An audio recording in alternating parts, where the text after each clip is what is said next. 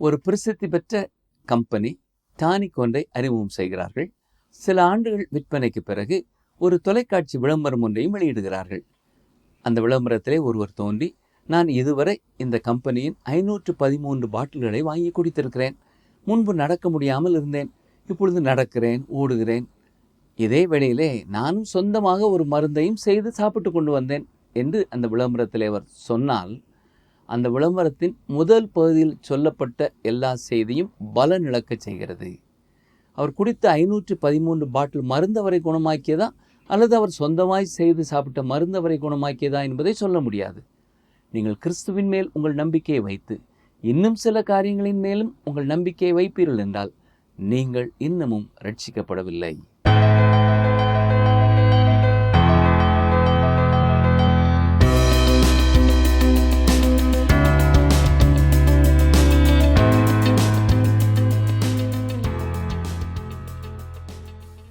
கிறிஸ்தவுக்குள் பிரியமான வேத ஆராய்ச்சி நேயர்களை இயேசு கிறிஸ்துவின் இன்ப நாமத்தினாலே வாழ்த்துகிறோம். நாம் கடந்த நிகழ்ச்சியிலே கலாத்தியர் 4ஆம் அதிகாரம் 12ஆம் வசனம் முதல் 26ஆம் வசனங்கள் வரை கற்றுக்கொண்டோம். அந்த பாடத்திலே பவுல் அப்போஸ்தலன் ஆகாரையும் சாராயையும் அடிமைத்தனத்திற்கும் சுயாதீனத்திற்கும் எடுத்துக்காட்டாக கூறினார் என்று கற்றுக்கொண்டோம். மேலும் மேலான எருசலேம் சுயாதீனம் உள்ளவள், அவளே நாம் எல்லாருக்கும் தாயானவள் என்றும் கற்றுக்கொண்டோம். இன்று நாம் கலாத்தியர் 4ஆம் அதிகாரம் 27ஆம் வசனம் முதல் 5ஆம் அதிகாரம் 2ஆம் வசனங்கள் வரை கற்றுக்கொள்ள போகிறோம். இந்த பாடத்திலே ஏன் மனிதன் தேவனுடைய கிருபையினால் உண்டான நற்செய்தியை பகைக்கிறவனாக இருக்கிறான், உங்கள் பாவங்கள் மன்னிக்கப்படுவதற்கும் நீங்கள் தேவனால் ஏற்றுக்கொள்ளப்படுவதற்கும் முழுமையாக இயேசு கிறிஸ்துவின் மரணமே போதும் என்று விசுவாசிக்கிறீர்களா? ஆவி மாம்சத்திற்கு விரோதமாகவும் மாம்சம் ஆவிக்கு விரோதமாகவும் எப்படி இச்சிக்கிறது என்பதை கற்றுக்கொள்வோமா? வாருங்கள், செய்திக்குள் கடந்து செல்லலாம். பிரியமான வேத ஆராய்ச்சியர்களே, கடந்த நிகழ்ச்சியிலே பவுல் அப்போஸ்தலன் கலாத்தியருக்கு எழுதும் பொழுது ஆகாரையும் சாராயையும் அடிமைத்தனத்திற்கும் சுயாதீனத்திற்கும் எடுத்துக்காட்டாக கூறினார். மேலும் கலாத்தியர் 4ஆம் அதிகாரம் 26ஆம் வசனத்திலே சொல்லும் பொழுது மேலான எருசலேம் சுயாதீனம் உள்ளவள், அவளே நம் எல்லாருக்கும் தாயானவள் என்று கூறினார். தொடர்ந்து கலாத்தியர் 4ஆம் அதிகாரம் 27ஆம் வசனத்தை பாருங்கள். அந்தப்படி பிள்ளை பெறாத மலடியே மகிழ்ந்திரு, கற்ப வேதனைப்படாதவளே களிப்பாய் எழும்பி ஆர்ப்பரி, புருஷன் உள்ளவளை பார்க்கிலும் அநாத ஸ்திரிக்கே அதிக பிள்ளைகள் உண்டு என்று எழுதியிருக்கிறது. ஈசாக்கு பிறக்கும் வரைக்கும் மலடியாய் இருந்த சாராய்க்கு இன்று கணக்கிலடங்கா சந்ததியினர் இருக்கிறார்கள். ஆகார் மூலமாய் வந்தவர்களை காட்டிலும் இவர்கள் அதிகமானோர். இவ்வாறு கூறுவதனாலே பவுல் என்ன சொல்கிறார்? மோசேயின் பிரமாணத்தின் கீழே பலி செலுத்தும் அந்த திட்டத்தின் கீழே அவர் ரட்சித்த மக்களை விட இன்றைக்கு மனுக்குலத்திலே எண்ணற்ற மக்களை கிருபையின் அடிப்படையிலே விசுவாசத்தினாலே ரட்சிக்கிறார் என்று கூறுகிறார். கலாத்தியர் 4ஆம் அதிகாரம் 28ஆம் வசனம், சகோதரரே, நாம் ஈசாக்கை போல வாக்கு தத்தத்து பிள்ளைகளாயிருக்கிறோம். இன்று விசுவாசிகளாயிருக்கிறவர்களும் வாக்கு தத்தத்தின் பிள்ளைகளே. நம்முடைய பிறப்பு புதிய பிறப்பு. யோவான் 3ஆம் அதிகாரம் 16ஆம் வசனத்திலே தேவன் கொடுத்திருக்கிற வாக்கு தத்தத்தை நம்பினதினாலே இந்த புதிய பிறப்பை பெற்றிருக்கிறோம். தேவன் தம்முடைய ஒரே பேரான குமாரனை விசுவாசிக்கிறவன் எவனோ அவன் கெட்டு போகாமல் நித்திய ஜீவனை அடையும்படிக்கு அவரை தந்திரளி இவ்வளவாய் உலகத்தில் அன்பு கூர்ந்தார் என்று வாசிக்கிறோம். தேவன் என்ன சொல்லியிருக்கிறார்?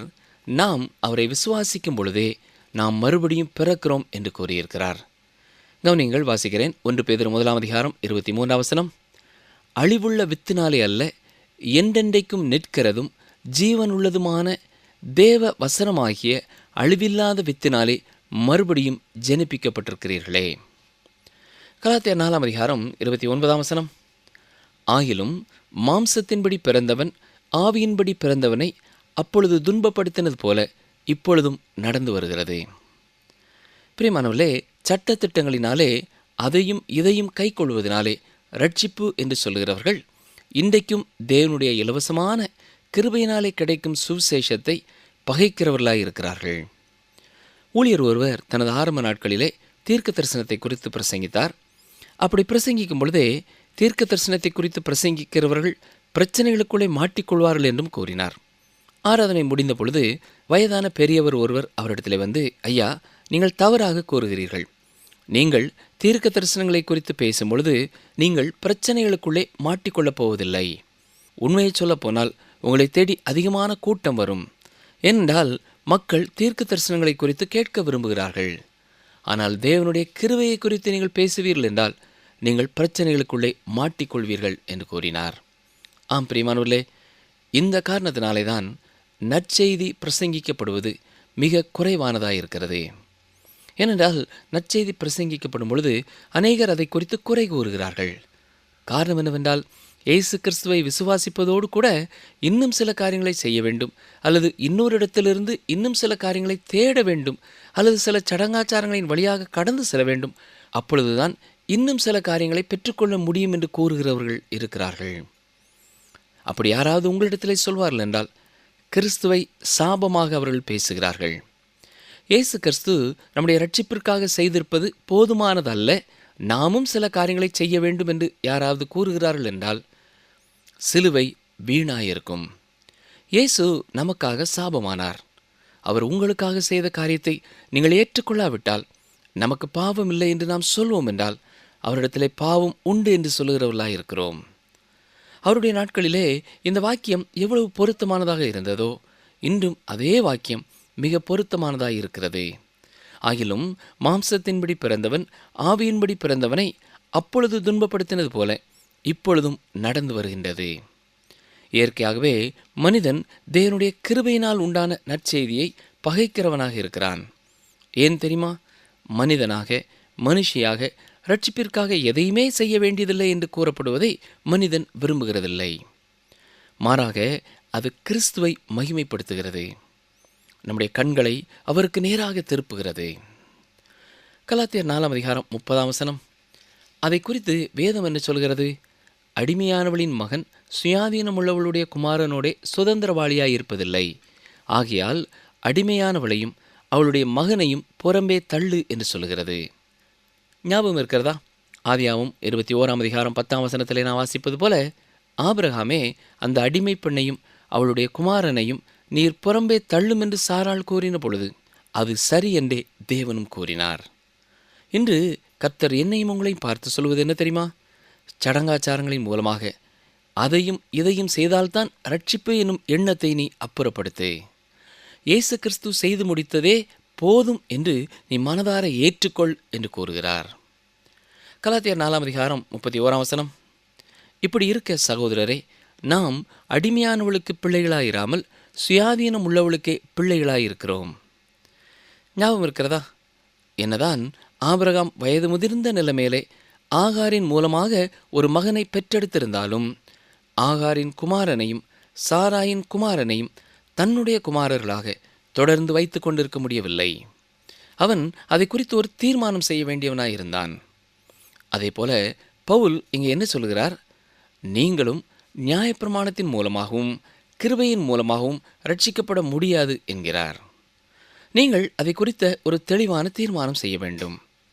நீங்கள் கிறிஸ்துவின் மூலமாகவும் நியாயப்பிரமாணத்தின் மூலமாகவும் ரட்சிப்பை பெற்றுக்கொள்ள முயற்சி செய்வீர்கள் என்றால் நீங்கள் ரட்சிக்கப்பட முடியாது. உங்களிடத்திலே நான் ஒரு கேள்வி கேட்க விரும்புகிறேன். உங்கள் பாவங்கள் மன்னிக்கப்படுவதற்கும் நீங்கள் தேவனால் ஏற்றுக்கொள்ளப்படுவதற்கும் முழுமையாக இயேசு கிறிஸ்துவின் மரணமே போதும் என்று விசுவாசிக்கிறீர்களா? அல்லது நான் கர்த்தருக்காக அதை செய்கிறேன், கர்த்தருக்காக இதை செய்கிறேன், இந்த திருச்சபையிலே இப்படி செய்ய சொன்னார்கள், அந்த திருச்சபையிலே அப்படி செய்ய சொன்னார்கள், அதை நான் நிறைவேற்றினபடினாலே தான் ரட்சிக்கப்பட்டிருக்கிறேன் என்று எண்ணிக்கொண்டிருக்கிறீர்களா? அப்படி இருப்பீர்கள் என்றால் பிரியமானவர்களே, முழுமையாக இயேசு கிறிஸ்துவை மட்டுமே நீங்கள் விசுவாசித்து ஏற்றுக்கொள்ளுங்கள். அவரிடத்திலிருந்து எல்லாவற்றையும் நீங்கள் பெற்றுக்கொள்ளுங்கள். அவரே நம்முடைய இரட்சகர், அவரே நம்முடைய ஆண்டவர், அவரே துதிக்கும் ஸ்தோத்திரத்திற்கும் மகிமைக்கும் பாத்திரமானவராயிருக்கிறார். இப்பொழுது கலாத்தியர் 5 பார்ப்போம். பரிசுத்த ஆவியானவர் மூலமாக நாம் பரிசுத்தமாக்கப்படுவதை குறித்து இந்த அதிகாரத்திலே நாம் பார்க்க போகிறோம். விசுவாசத்தினாலே ரட்சிக்கப்பட்டு நியாயப்பிரமாணத்தினாலே வாழ முற்படுவோம் என்றால் கிருபையிலிருந்து விழுந்து போகிறோம். விசுவாசத்தினாலே ரட்சிக்கப்பட்டு ஆவியிலே நடக்கிறவர்களாக இருப்போம் என்றால் ஆவியின் கனி கொடுக்கிறவர்களாய் இருப்போம். இந்த கலாத்தியர் நிறுவத்திலே முகவுரையை தவிர்த்து 3வது முக்கியமான பிரிவிற்குள்ளே இப்பொழுது நாம் கடந்து வருகிறோம். முதல் பகுதி தனிப்பட்ட காரியங்களை குறித்து பவுல் பேசிய வார்த்தைகள். அப்போஸ்தலனாகிய பவுல் பெற்ற தனிப்பட்ட அனுபவமும் நாம் அறிந்து கொள்ள வேண்டிய ஒரு முக்கியமான பகுதி. அதைத் தொடர்ந்து விசுவாசத்தினாலே நீதிமான் பிழைப்பான் எனும் அடிப்படை கொள்கையை குறித்து பவுல் விவரித்தார். நம்முடைய ரட்சிப்பு தேவனுடைய கிருபையை சார்ந்திருக்க வேண்டும் என்றும் ஒரே ஒரு சுவிசேஷம் தான் உண்டு என்றும் கூறினார். இப்பொழுது 3வதாக நடைமுறை கிறிஸ்தவ வாழ்க்கை குறித்து சிந்திக்கப் போகிறோம். இதுதான் பரிசுத்த ஆவியானவராலே நாம் பரிசுத்தமாக்கப்படுதல் என்று கூறுவது. நாம் நீதிமானாக்கப்படுவது விசுவாசத்தினாலே, நாம் பரிசுத்தமாக்கப்படுவது பரிசுத்த ஆவியானவராலே. கிறிஸ்து தம்முடைய நீதியை நமக்கு தந்திருக்கிறார். தேவன் கிறிஸ்துவிலே நம்மை முழுமையானவர்களாக பார்க்கிறார். நீங்கள் எவ்வளவு நல்லவர்களானாலும் தேவனுடைய எதிர்பார்ப்பை நீங்கள் சந்திக்க முடியாது. இந்த ஜீவியத்திலே நீங்கள் கிறிஸ்துவைப் போல முழுவதும் மாற முடியாது. ஆண்டவராய் இயேசு கிறிஸ்துவை குறித்து மட்டுமே தேவன், இவர் என்னுடைய நேசகுமாரன், இவரில் நான் பிரியமாயிருக்கிறேன் என்று கூறியிருக்கிறார். ஆனால் கிறிஸ்துவின் சரீரமாகிய விசுவாசிகளின் கூட்டம், திருச்சபை கிறிஸ்துவிலே வைக்கப்பட்டிருக்கிறது. அவரே சரீரத்தின் தலையாயிருக்கிறார். விசுவாசிகளாக இருக்கிற நாம் இந்த உலகத்திலே அவருடைய சரீரமாயிருக்கிறோம். நாம் இங்கே அவருடைய பிரதிநிதியாயிருக்கிறோம். இங்கே நாம் அவருடைய பிரதிநிதிகளாக செயல்படவும் வேண்டும். பரிசுத்தமாக்கப்படுதல் பரிசுத்த ஆவியானவராலே நடைபெறுகிறது. இந்த அதிகாரத்திலே ஆவி மாம்சத்துக்கு விரோதமாகவும் மாம்சம் ஆவிக்கு விரோதமாகவும் எப்படி இச்சிக்கிறது என்பதை குறித்து சிந்திக்கப் போகிறோம். ஒன்று, நீங்களே முயற்சி எடுத்து வாழும் ஒரு கிறிஸ்தவ வாழ்க்கை, அல்லது உங்கள் மூலமாக மற்றும் ஒருவர் வாழும் ஒரு கிறிஸ்தவ வாழ்க்கை. தேவனுடைய வழிமுறை என்ன தெரியுமா? உங்கள் மூலமாக அவர் செயல்படுவது. மேலும் சுயாதீனத்திற்கும் அடிமைத்தனத்திற்கும் எதிரெதிரான காரியங்களையும் பார்க்க போகிறோம். எந்த ஒரு பிரமாணத்திற்கு அடுத்த காரியமும் உங்களை அடிமைத்தனத்திற்கு கீழே வைக்கிறது. வார்த்தைக்கு வார்த்தை நீங்கள் அதற்கு கீழ்ப்படிய வேண்டும். உதாரணம் ஒன்றை சொல்கிறேன், கவனியுங்கள். ஞாயிற்றுக்கிழமை அதிகாலையிலே என் வாகனத்திலே நான் சென்று கொண்டிருக்கிறேன். 2 சாலைகள் சந்திக்கும் ஒரு சாலையை கடந்து போக வேண்டிய நேரத்திலே சிவப்பு விளக்கு எரிந்து கொண்டிருக்கிறது. ஆனால் எந்த திசையிலிருந்தும் யாரும் வரவில்லை. எனவே மெதுவாக நான் சிவப்பு விளக்கை தாண்டி செல்ல வேண்டிய சாலைக்கு செல்கிறேன். சில வினாடிகளிலே எனக்கு பின்னாலிருந்து ஒரு காவல் அதிகாரி என்னை நிறுத்துகிறார். நிறுத்தி எனக்கு தண்டனை விதிக்கிறார். நான் வாதாடுகிறேன். யாரும் எந்த பக்கமும் வரவில்லை, எனவே நான் மெதுவாகத்தானே சாலையை கடந்து வந்தேன் என்று வாதிடுகிறேன். ஆனால் அவர் என்ன சொல்கிறார்? அந்த சிவப்பு விளக்கு என்ன சொல்கிறது தெரியுமா? வாகனத்தை நிறுத்து என்று சொல்கிறது. அப்படி நிறுத்தாமல் நீ கடந்து செல்வாய் என்றால் நீ சட்டத்தை மீறுகிறாய் என்றுதான் அவர் விளக்கம் கொடுப்பார். மட்டுமல்ல, இனி அடுத்த முறை சிவப்பு விளக்கை பார்க்கும் பொழுது நீங்கள் தண்டனை பெற்றபடியினாலே நீங்கள் வாகனத்தை நிறுத்துவீர்கள் என்று கூறுகிறார். இதுதான் பிரியமானவர்களே நியாயப்பிரமாணம். இது நாம் எல்லாரும் புரிந்து கொள்ளக்கூடிய ஒன்றாயிருக்கிறது. ஆனால் உண்மை என்ன? மனித சுபாவத்தின்படி சாலையில் யாரும் இல்லை என்றால் சிவப்பு விளக்கு எரிந்தாலும் கடந்து செல்லும் பழக்கம் மனிதனுக்குள்ளே வருகிறது.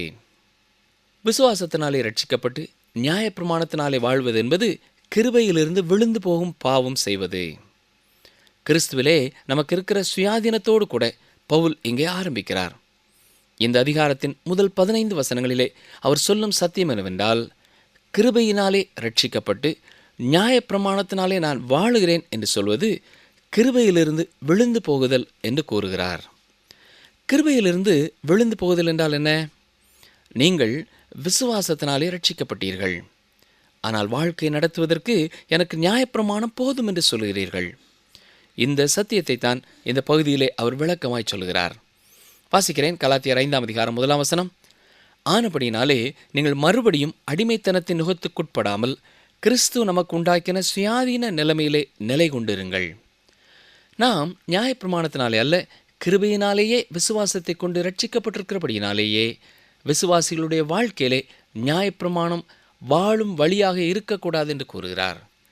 நியாயப்பிரமாணத்தின் சட்டத்திட்டங்கள் ஒரு கிறிஸ்தவனின் வாழ்க்கைக்கு சட்டமாக இருக்கக்கூடாது.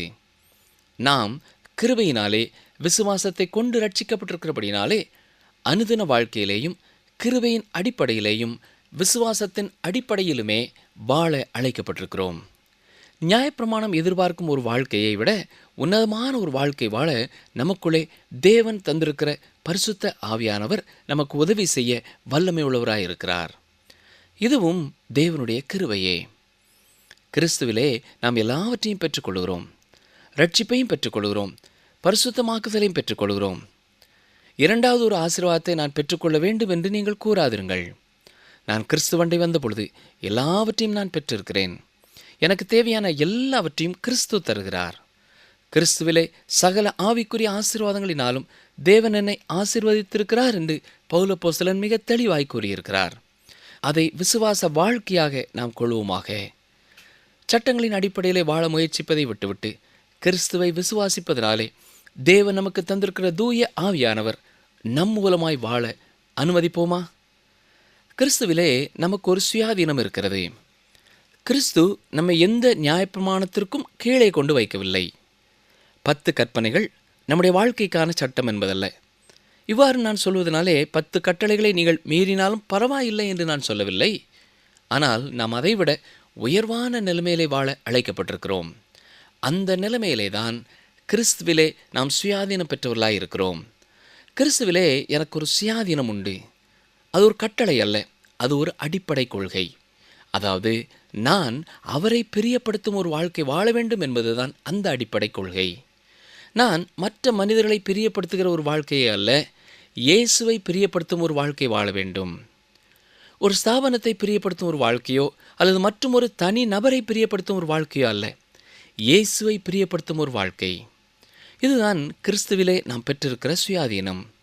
இதைத்தான் பவுல் சொல்லும் பொழுது, நீங்கள் மறுபடியும் அடிமைத்தனத்தின் நுகத்திற்குட்படாமல் கிறிஸ்து நமக்கு உண்டாக்கின சுயாதீன நிலைமையிலே நிலை கொண்டிருங்கள் என்று கூறியிருக்கிறார். கலாத்தியர் 5:2 பாருங்கள். இதோ நீங்கள் விருத்த சேதனம் பண்ணிக்கொண்டால் கிறிஸ்துவினால் உங்களுக்கு ஒரு பிரயோஜனமும் இராது என்று பவுலாகிய நான் உங்களுக்கு சொல்கிறேன். நியாயப்பிரமாணத்தை கைக்கொள்வதின் அடையாளம்தான் விருத்த சேதனம். நீங்கள் ஒரு அடையாள அட்டை அணிந்திருப்பீர்கள் என்றால் நீங்கள் எந்த ஸ்தாபனத்தைச் சேர்ந்தவர்கள் என்பதை அது காட்டுகிறது. சிலருடைய வாழ்க்கையிலே அப்படிப்பட்ட அடையாள அட்டைகளை அவர்கள் அணிந்தால்தான் அவர்களும் கிறிஸ்தவர்கள் என்று மற்றவர்களுக்கு தெரியும் என்பது போல வாழ்கிறார்கள். இங்கே பவுல் என்ன சொல்கிறார்? நியாயப்பிரமாணத்தின் அடையாள அட்டையாக நீங்கள் விருத்த சேதனம் செய்வீர்கள் என்றால் கிறிஸ்துவினாலே உங்களுக்கு எந்த பிரயோஜனமும் இல்லை என்கிறார். இதை விளக்குவதற்காக உதாரணம் ஒன்றை சொல்கிறேன், நன்றாக கவனியுங்கள். ஒரு பிரசித்தி பெற்ற கம்பெனி ஒரு டானிக் ஒன்றை அறிமுகம் செய்து வைக்கிறார்கள். சில ஆண்டு விற்பனைகளுக்கு பிறகு ஒரு புதிய விளம்பரம் ஒன்றை அவர்கள் செய்கிறார்கள். அந்த விளம்பரத்திலே ஒருவர் தோன்றி, இதுவரை நான் 513 பாட்டில் இந்த டானிக்கை வாங்கி குடித்தேன். இதை குடிக்கும் முன்னதாக நான் நடக்க முடியாதவனாயிருந்தேன். இப்பொழுது நான் ஓடுகிறேன், எல்லா கடினமான வேலையையும் செய்கிறேன். நிச்சயமாக என்னுடைய சரீரத்திலே ஒரு பெரிய மாற்றம் காணப்படுகிறது. ஆனால் அதே வேளையிலே நானும் சொந்தமாக ஒரு மருந்தை செய்து சாப்பிட்டு கொண்டே இருந்தேன் என்று அந்த அறிவிப்பு வரும் என்றால், இந்த இறுதியான வாக்கியம் ஆரம்பத்திலே சொன்ன அத்தனை காரியங்களையும் பலனிழக்கச் செய்கிறது. அவர் குடித்த 513 பாட்டில் மருந்து அவரை குணமாக்கியதா அல்லது அவரே செய்து சாப்பிட்ட மருந்து அவரை குணமாக்கியதா என்பதை தெளிவாக சொல்ல முடியாது. இப்பொழுது பவுல் என்ன சொல்கிறார் என்பதை சற்றே கவனியுங்கள். நீங்கள் கிறிஸ்துவின் மேலே உங்கள் நம்பிக்கையை வைத்து இன்னும் சில காரியங்கள் மேலேயும் நம்பிக்கையை வைக்கிறீர்கள் என்றால் நீங்கள் இன்னும் ரட்சிக்கப்படவில்லை. நியாயப்பிரமாணத்தின் வெளி அடையாளமான விருத்த சேதனத்தை நீங்கள் செய்வீர்கள் என்றால் அல்லது வேறு ஏதாவது ஒரு அனுபவம்தான் என்னுடைய ரட்சிப்பிற்கு அடையாளம் என்று சொல்வீர்கள் என்றால் கிறிஸ்துவினால் உங்களுக்கு ஒரு பிரயோஜனமும் இராது. டாக்டர் லூயிஸ் என்னும் தேவ மனிதர் ஒருவர் சொல்லும் பொழுது, தான் கர்த்தருக்கு முன்பாக நிற்கும் பொழுது கர்த்தர் இவரை பார்த்து, நீ எப்படி இங்கே வந்தாய் என்று கேட்கும் பொழுது, உம்மை என் இரட்சகராக நான் விசுவாசித்தபடியினாலே தான் இங்கே இருக்கிறேன் என்று கூறுவாராம். ஒருவேளை இயேசு அவரை பார்த்து, இது குறிப்பிடத்தக்க ஒரு காரியம், ஆனால் நீ எனக்காக என்ன செய்திருக்கிறாய்?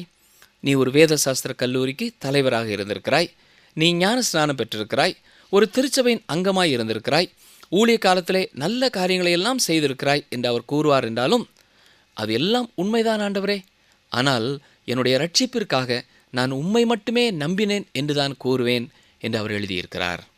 ஆம், அருமையான சகோதரனை சகோதரியே, இயேசு கிறிஸ்துவின் மேலே நீங்கள் வைத்திருக்கும் விசுவாசமும் அப்படிப்பட்டதா இருக்கிறதா?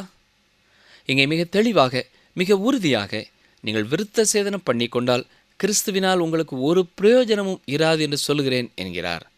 கிறிஸ்துவை தவிர உங்கள் ரட்சிப்பிற்காக வேறு எதையாவது நீங்கள் நம்பிக்கொண்டிருப்பீர்கள் என்றால் நீங்கள் ஒரு கிறிஸ்தவர் அல்ல.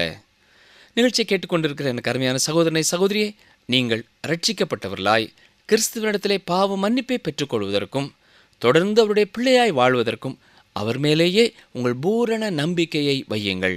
உங்கள் ரட்சிப்பிற்காகவோ நீங்கள் அவருடைய பிள்ளையாக வாழ்வதற்காகவோ வேறு எதையாவது செய்ய வேண்டும், வேறு எதையாவது பின்பற்ற வேண்டும் என்று யாராவது கூறுவார்கள் என்றால் அது வேத வசனத்திற்கு விரோதமான போதனை என்பதை புரிந்து கொள்ளுங்கள். அன்பர்களே, இந்த நாளிலும் நாம் கற்றுக்கொண்டது என்ன? இயேசு நமக்காக சாபமானார். அவர் உங்களுக்காக செய்த காரியத்தை நீங்கள் ஏற்றுக்கொள்ளாவிட்டால் நமக்கு பாவம் இல்லை என்று நாம் சொல்வோம் என்றால் அவரிடத்திலே பாவம் உண்டு என்று சொல்லுகிறவர்களாய் இருக்கிறோம். இன்று கர்த்தர் உங்களையும் என்னையும் பார்த்து சொல்லுவது என்ன தெரியுமா? சடங்காச்சாரங்களின் மூலமாக அதையும் இதையும் செய்தால்தான் ரட்சிப்பு என்னும் எண்ணத்தை நீ அப்புறப்படுத்து. ஆபிரகாம் வயது முதிர்ந்த நிலையிலே ஆகாரின் மூலமாக ஒரு மகனை பெற்றெடுத்திருந்தாலும் ஆகாரின் குமாரரையும் சாராயின் மகனையும் தன்னுடைய குமாரர்களாக தொடர்ந்து வைத்து கொண்டிருக்க முடியவில்லை. அவன் அதை குறித்து ஓர் தீர்மானம் செய்ய வேண்டியவனாக இருந்தான். அதை போல பவுல் நாம் நியாய பிரமாணத்தின் மூலமாகவும் கிருபையின் மூலமாகவும் ரட்சிக்கப்பட முடியாது என்கிறார். விசுவாசத்தினாலே ரட்சிக்கப்பட்டு நியாய பிரமாணத்தினால் வாழ முற்படுவோம் என்றால் கிருபையிலிருந்து விழுந்து போகிறோம்.